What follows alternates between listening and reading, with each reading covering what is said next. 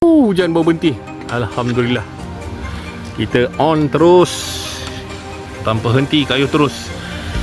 Tapi memang syak kalau lepas hujan ni, biasanya Grab ni akan tarik-tarik order dia. Kan tengok, dapat order pun ni tarik.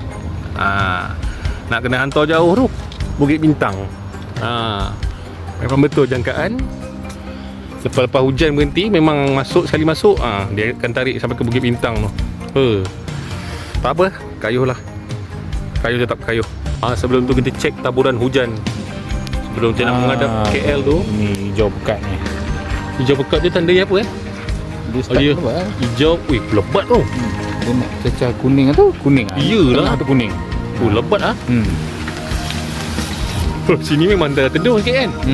Dia tarik. Dia akan tarik tempat yang rancak hujan lah. Oh yo. Macam mana? Betul lah, aku bermula bagi. Macam mana Puyuk apa mau? Puyuk tak ada tu. Ni dia delay sama ada delay makin reda ataupun sebenarnya delay makin lebat. Kalau delay makin reda tak apa. Ya. Aku takut sini macam konon-kononnya dia kuning kan. Sebenarnya dia oren dah.